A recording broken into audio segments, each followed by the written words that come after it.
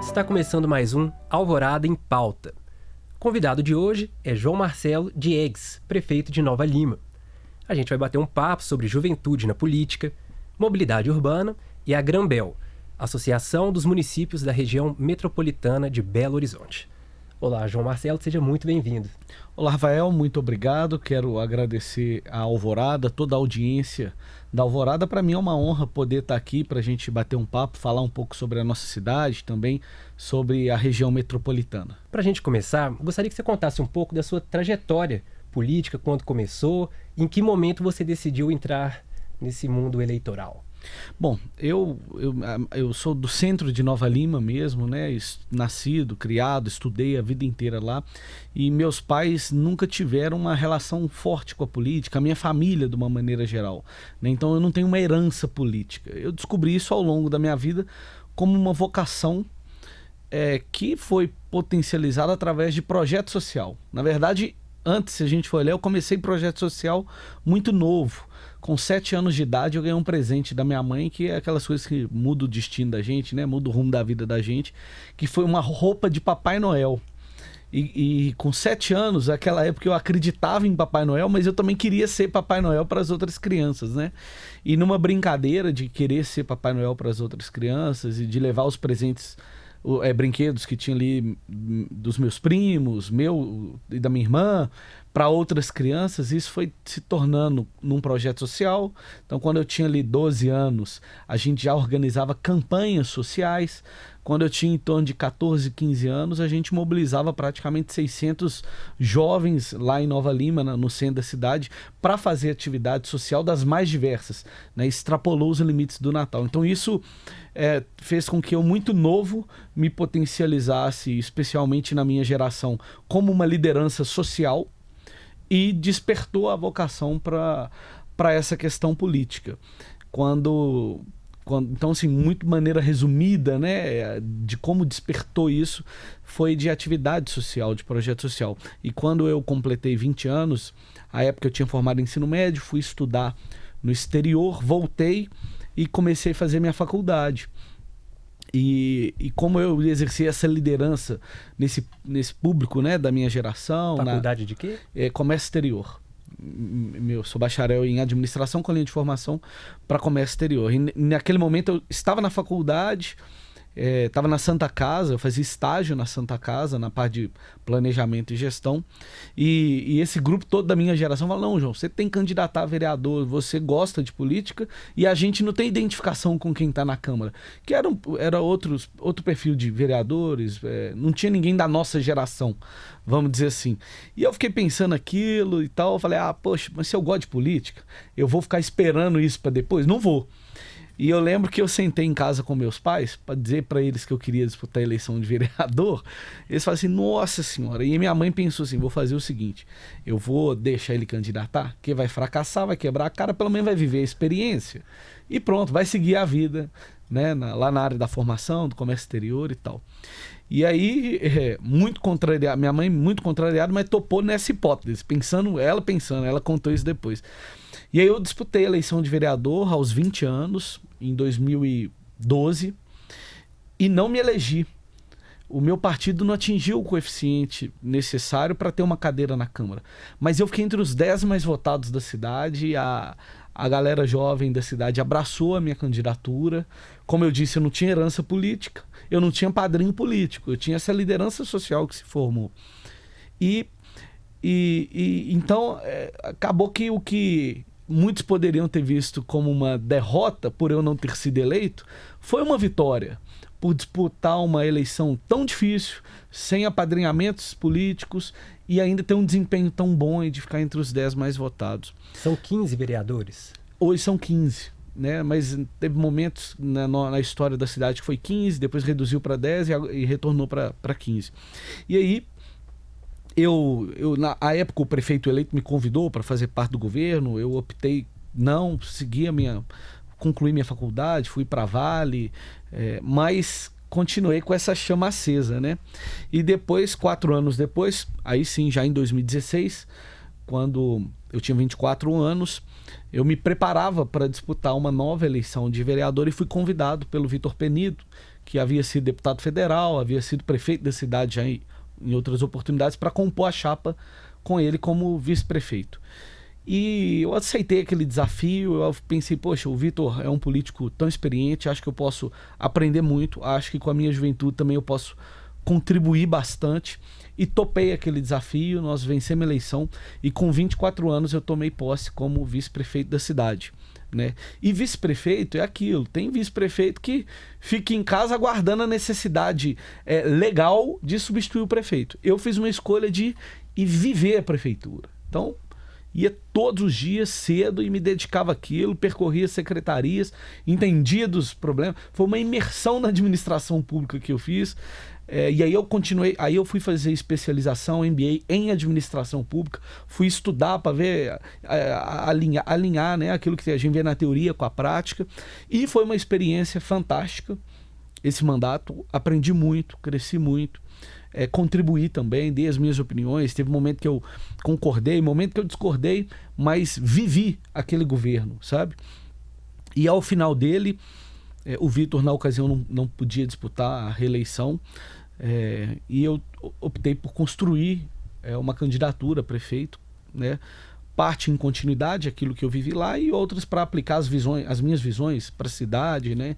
E a visão do nosso grupo, aquilo que a gente discutiu e construiu ao longo do tempo. Na ocasião, o Vitor apoiou outro candidato, um vereador, mas assim, de uma maneira muito respeitosa da nossa parte, não foi aquele... Porque acaba que às vezes esse processo do vice do prefeito caminhar parece que é uma ruptura maluca, né? E se deu de uma maneira tranquila naquele momento. E nós disputamos a eleição com outros 6 candidatos, eram 7 candidatos em disputa.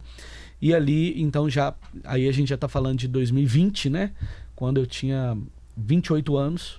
E ali eu tive a honra, né, de receber a confiança da maioria dos novalimenses, né, dentre os candidatos, e ter sido eleito prefeito, o prefeito mais jovem da história da cidade. E passamos esses 4 anos, uma experiência fantástica, muito trabalho, muita dedicação, muita coisa positiva, muito desafio também, que é cuidar de uma cidade como é Nova Lima, e agora a gente chega com uma reeleição, com uma votação histórica, que nem no melhor dos meus sonhos eu imaginava, que aumenta ainda mais essa responsabilidade de gerir uma cidade como Nova Lima, e agora mais recente essa confiança também expandida para a região metropolitana, com os 34 municípios da grande BH me apoiando de maneira unânime, né, para estar à frente da Grambel como presidente dessa associação, que tem uma relevância política e institucional muito grande no nosso estado. Eu gostaria de abordar uma questão que você mencionou agora. Quais são os principais desafios de ser um jovem prefeito? Olha, primeiro que eu defendo que competência não tem idade. É claro que a experiência traz sabedoria, né? Mas o jovem, ele tem as suas habilidades, as suas capacidades, suas competências, e pode, independente de aonde, pode deixar grandes contribuições. Eu sou um grande defensor da juventude, e eu acredito que especialmente jovens que ocupam cargos públicos, como é o meu caso, têm uma responsabilidade muito grande. E aí estou falando nível Brasil mesmo, tem tantos exemplos Brasil afora, né? E é uma responsabilidade de servir de inspiração para a nossa geração e para as gerações futuras, de que o jovem ele é capaz. Então, assim, isso acaba virando, de certa forma, um peso, né? A gente não pode fracassar, a gente não pode decepcionar, mas o jovem ele é capaz. Então, assim, desafios são muitos. Muitas vezes eu já passei por várias situações que as pessoas achavam que quase que eu era um estagiário da prefeitura, sem desmerecer, porque eu fui estagiário na minha vida e aprendi muito nas oportunidades que tive, né? E não conseguia acreditar que um jovem foi eleito por uma cidade que tem mais de 100 mil habitantes hoje, né? Mas isso mostra também a convicção da população, de que enxerga no jovem essa capacidade mesmo, sabe? Nova Lima ocupa a 3ª posição do ranking municipal de inserção econômica, realizado pelo Centro de Liderança Política. O que a cidade tem feito para diversificar o segmento e atrair investidores? Essa questão econômica é muito importante quando a gente está falando sobre Nova Lima, porque é uma cidade que tem toda a sua história atrelada à mineração, né? Não tem como fechar os olhos para isso. E que, como toda cidade mineradora, tem esse processo de diversificar sua economia para o pós-mineração. Nova Lima, eu posso dizer que, de certa forma, larga na frente nesse sentido. Hoje, os royalties da mineração, a CEFEM, né, corresponde a 12% da nossa arrecadação, quando em outros momentos chegou a representar 40%. Né? E pela primeira vez na história da cidade, o nosso líder de arrecadação é o ISS, passou o ICMS. Comércio e serviço. Exatamente, 26% da nossa arrecadação. Isso demonstra que a cidade passa por um processo de diversificação. E como ele tem ocorrido? Com algumas vocações naturais e outras que foram potencializadas ao longo do tempo. Por exemplo, Nova Lima é uma cidade territorialmente grande, maior que a capital, inclusive, com diferentes núcleos urbanos, com diferentes características. A gente tem buscado potencializar as vocações econômicas de cada um deles. Então, tem locais que a vocação é natural. São trilhas, é o ecoturismo, como, por exemplo, Honório Bicalho, macacos, cachoeiras. Então, a gente tem que potencializar isso. Como? Preparando melhor os nossos restaurantes, as nossas pousadas, buscando formas de qualificar esse pessoal para receber bem o turista, para vender o produto de Nova Lima fora, através das agências, né? Então esse é um trabalho. Agora tem áreas que têm se desenvolvido de maneira extremamente exponencial na cidade, que estão atreladas aos setores de tecnologia e saúde, e também a biotecnologia. Então, em diferentes regiões. A gente tem, por exemplo, na região do Vila da Serra, o setor de saúde muito forte. Então, as principais redes privadas de saúde de Minas Gerais estão lá. E, basicamente, isso atrai a cadeia da saúde, consultórios e enfim, tudo mais. E a questão da tecnologia também, muito forte ali. Existe, por exemplo, hoje um movimento grande das bets, das casas de apostas, de migrarem para Nova Lima, estabelecendo suas sedes. Então, exemplo... Por quê? Porque a gente tem o menor ISS, que é o mais baixo possível, e Nova Lima, com sua qualidade de vida e com diversos fatores, tem sido atrativo para esse público.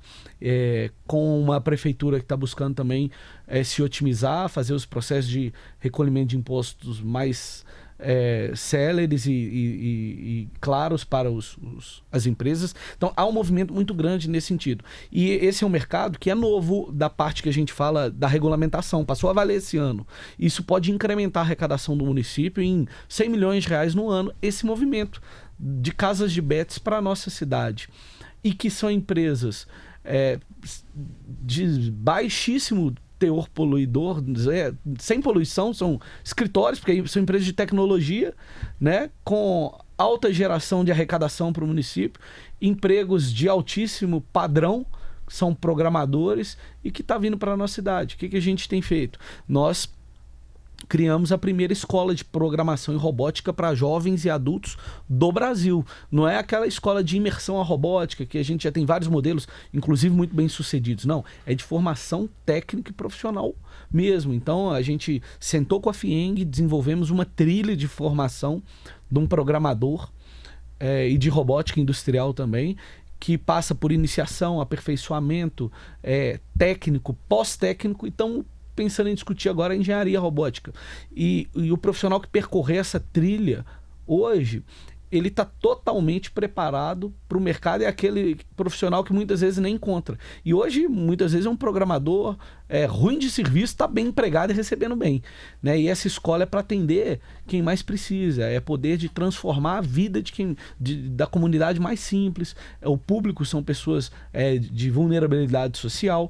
Então a gente pega gente simples e transforma a vida não só dela, mas da família dela, alinhado com o movimento de mercado que tem ocorrendo em nossa cidade. A gente oferece também, por exemplo, no nosso programa de cursos técnicos, que é o maior programa de cursos técnicos da história da cidade, 100% gratuito, bancado as bolsas através da prefeitura, parceria com o Senai, Sebrae, Senac, mas um exemplo é o curso técnico em biotecnologia. A Bion é a maior fábrica, a maior indústria de insulinas da América Latina, está em Nova Lima. Nós temos que preparar a nossa mão de obra local para estar trabalhando lá.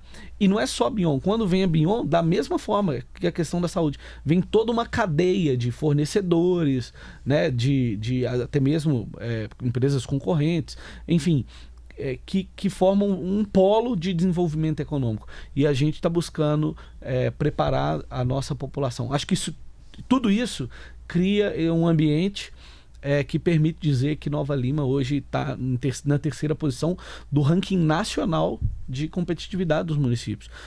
Isso é muito importante porque são esforços que a gente tem feito. A gente criou o programa Nova Língua para jovens e adultos também de baixa renda, onde a gente banca as bolsas de inglês, espanhol e mandarim. E olha, as pessoas me perguntam, mas mandarim sim, véio. Não vamos fechar os olhos para mineração, não. O maior parceiro comercial do Brasil hoje, no que diz respeito à mineração, é a China. Né? Então, enfim, são uma série de iniciativas, como eu falei, o programa de robótica, o programa de formação técnica, o programa de línguas, o programa de qualificação do empreendedorismo feminino e uma série de outros que nos coloca nessa posição. Meu Marcelo, você tomou posse recentemente na presidência da Granbel, Associação dos Municípios da Região Metropolitana de Belo Horizonte. O que é essa entidade, como ela funciona na prática e quais são as suas principais bandeiras enquanto presidente da associação? Bom, a Granbel ela completou no dia 6 de fevereiro agora 50 anos, então é uma associação que reúne os 34 municípios que compreendem a região metropolitana de Belo Horizonte. E ela tem o papel de promover, fortalecer a integração e o desenvolvimento dessa região. A gente sabe que o cidadão hoje, ele leva uma vida metropolitana. Muitas vezes ele mora em Ibirité, mas trabalha em Belo Horizonte, ou trabalha em Contagem e estuda em Betim e Sabará, e por aí vai. Né? É como se fosse uma grande cidade, né? Porque a capital ela se desenvolve e acaba que os impactos econômicos e sociais também, ele transbordam as barreiras, as divisas, né, da capital. E isso acaba atingindo a região metropolitana. Então a Granbel ela vem exatamente nesse papel. Ela não é uma associação com um caráter executivo, porque o poder executivo são os municípios, né, as prefeituras, o governo do estado, mas ela vem com um papel de articulação, de fortalecimento. Então, é um espaço de debate, de diálogo dessas políticas públicas. E eu fiquei muito feliz com essa eleição. Quando você pergunta sobre as nossas bandeiras, a ideia nossa é, de fato, fortalecer essa articulação, especialmente junto aos governos federal e do estado. O do estado é fundamental porque as cidades da Grande BH, elas são distintas por diferentes questões, como tamanho geográfico, densidade populacional, mas ao mesmo tempo os desafios são muito similares. É um problema com a Copasa, é o problema de regulação da saúde, é o problema da CEMIG, do transporte metropolitano, a mobilidade de uma maneira geral. Então acaba que exemplo, questão do transporte público metropolitano. Uma coisa é o prefeito, um prefeito sozinho, brigando, lutando e tentando ser ouvido. Outra coisa não, peraí, são os 34 prefeitos que estão batendo na porta do governador. Precisamos discutir esse problema. Então isso traz uma força, uma representatividade, uma relevância muito grande. E hoje a gente tem uma Granbel unida, uma Granbel cada vez mais fortalecida para seguir nesse trabalho e enfrentar esses vários desafios que a gente tem.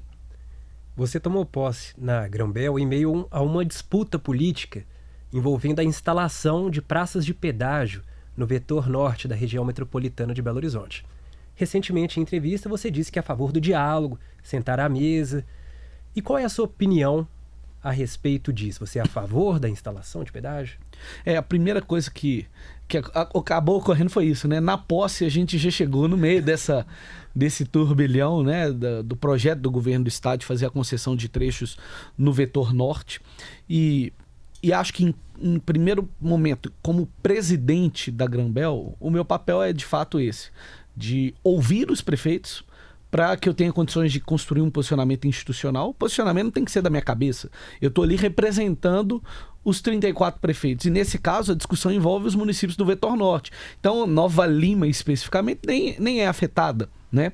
Mas, então, por isso que eu defendo isso.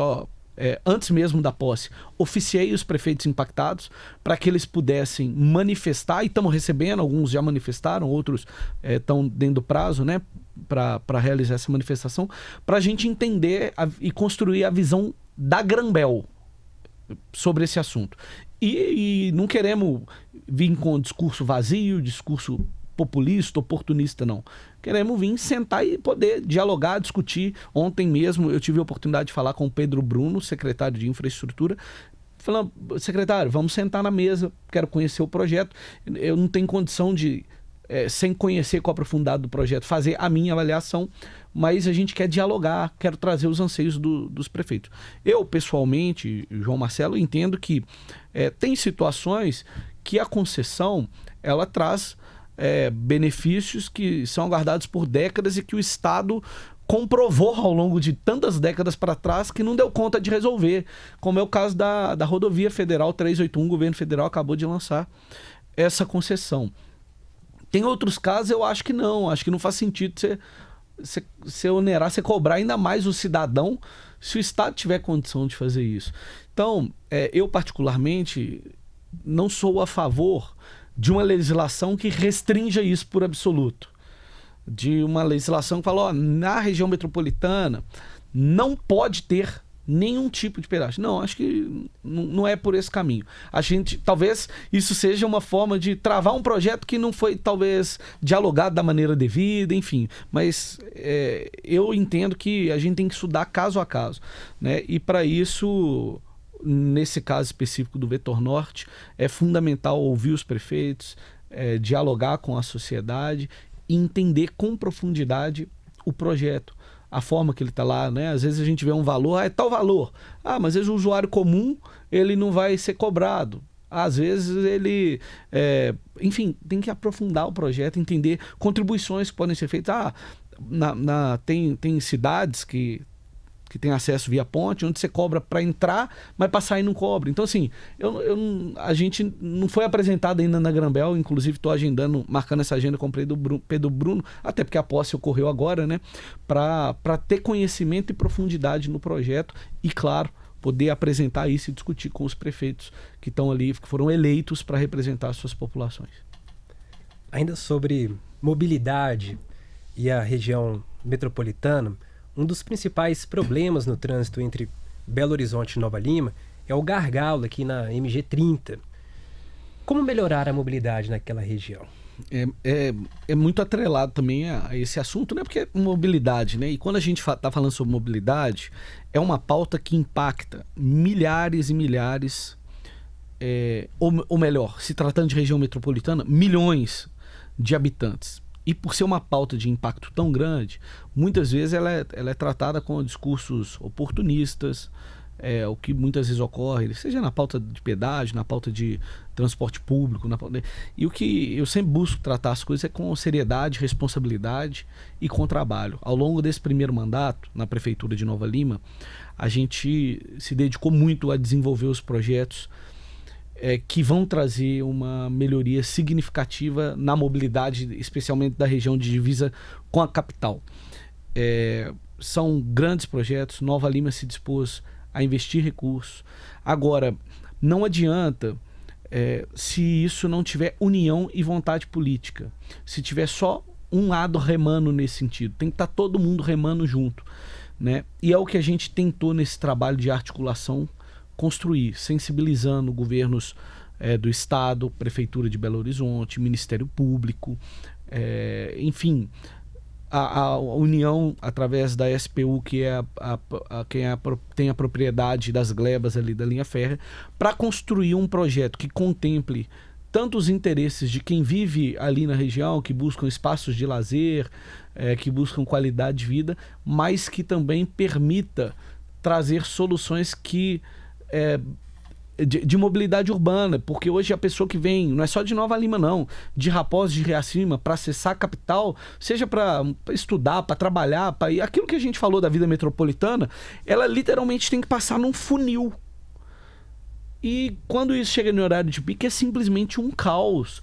Um trecho que você faz em 10 minutos fora do horário de pico, vira 1 hora e meia, uma coisa de louco, porque é de fato um funil. E a gente construiu um projeto que tivesse premissas sólidas de não adensamento nas áreas lindeiras, né, de construção do parque linear, de preservação do leito da linha férrea, que futuramente pode ser utilizado para turismo, pode ser utilizado também para mobilidade urbana, e uma solução de mobilidade para atender essa região que tanto precisa, né? A gente está avançando. Nova Lima, esse é um dos projetos, existem vários outros. Nós temos em andamento já dentro da nossa cidade a obra da Avenida Dr. Flávio Guimarães. Estamos fazendo também, estamos mobilizando para retomar agora o asfaltamento da estrada que liga Nova Lima a Sabará, que é também um desafogo para essa região, porque você consegue pegar ali de 10% a 15% do volume de carros e jogar por Sabará. E também vamos iniciar as obras em parceria com a Prefeitura de Belo Horizonte, que são obras dentro do território de Belo Horizonte, 4 grandes obras, 2 de responsabilidade da PBH, 2 da Prefeitura de Nova Lima. Então a gente está enfrentando, a gente tem vontade política, a gente tem trabalhado muito na união de todo mundo, para estar todo mundo nesse sentido, mas nunca é fácil. A gente está disposto a encarar. A administração pública, a gente tem que ser resiliente, sabe? E acho que a juventude, a gente falou sobre essa questão da juventude, traz energia para isso, porque quando a gente começa, a expectativa nossa é que a gente vai conseguir resolver as coisas muito mais rápido do que de fato é. E quando a gente percebe que não, a gente tem que ter resiliência, né? E o nosso governo é um governo resiliente, forte, persistente, que não desiste, porque a gente tem a confiança de muita gente para enfrentar esses problemas. João Marcelo, como você falou no início da nossa conversa, você está na Prefeitura de Nova Lima desde 2017. Primeiro como vice-prefeito, depois prefeito e agora prefeito reeleito. Portanto, não há mais a possibilidade de uma reeleição agora. Então, gostaria de saber, quais são as suas pretensões políticas para o futuro? Olha, eu estou muito focado nesse mandato, em cumprir os compromissos que a gente assumiu com a cidade. Se isso der certo, o futuro certamente vai ter novas páginas bonitas para a gente escrever da história, sabe? Mas eu trabalho muito determinado nesse mandato agora. Eu não vejo sentido, por exemplo, de eu ficar enxergando uma eleição lá em 2028 ou 30, porque se eu ficar pensando nisso, eu estou perdendo a oportunidade de construir tudo aquilo que a gente planejou nesses últimos 4 anos. Então, assim, eu acho que enquanto eu for útil e puder servir algum espaço, eu vou estar disposto, né? Mas enquanto eu estiver servindo, eu tenho que estar focado naquilo que eu estou fazendo. E se a gente tem capacidade de investir tanto em Nova Lima, como a gente falou aqui, sobre obras de mobilidade, sobre programas de qualificação profissional, como temos também programas sociais importantes de combate à pobreza, obras na cidade que era guardada. Se a gente tem isso, é porque a gente tem um governo muito centrado, um governo muito focado, um governo com rigor fiscal muito grande, que nos colocou nesse mesmo ranking de competitividade dos municípios, na 7ª posição de sustentabilidade fiscal do Brasil. Então Nova Lima muitas vezes é vista como uma cidade rica. Para mim, o troféu de Nova Lima não é ser a cidade rica, é a gestão fiscal que a gente tem, que é isso que permite a gente investir. É igual quando a gente pensa no salário de uma pessoa. Dependendo do quanto ela ganha, se ela gastar mais do que ela tem, pode ganhar milhões. Ela não vai ser uma pessoa, vai ser uma pessoa com dificuldades. Você mencionou na sua resposta 2028 e 2030. Mas antes disso, em 2026, tem as eleições para a Câmara dos Deputados. É uma possibilidade para você? Não tenho pretensão de disputar nem Assembleia Legislativa, Câmara dos Deputados. Como eu disse, estou muito focado nesse trabalho. Inclusive, na própria Grambel, manifestei isso aos prefeitos, que o meu desejo é também de fazer um trabalho de fortalecimento da região metropolitana. Não é ali para pensar numa eleição 2026 para uma candidatura a deputado. Isso não está no horizonte do nosso trabalho, e tenho já falado, levado essa declaração, até porque eu preciso desses deputados toda da região metropolitana como parceiros nesse projeto, né? E conto muito com o apoio de todos eles. João Marcelo, agora para a gente encerrar, você gostaria de deixar uma mensagem final a quem está nos assistindo?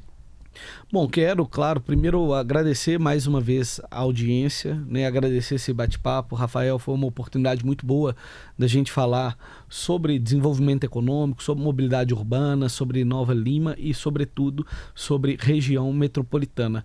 A gente sabe que temos muitos desafios pela frente, mas essa quantidade de desafio vem da mesma forma, com muita determinação, com muita vontade, com um desejo muito grande de fazer com que a nossa região metropolitana tenha cada dia mais qualidade de vida e que a gente possa ter orgulho cada vez mais de sermos mineiros, de sermos da grande BH, no meu caso ser nova limense, cada um aí carregar suas raízes e a alegria de viver nessa região que a gente tanto gosta.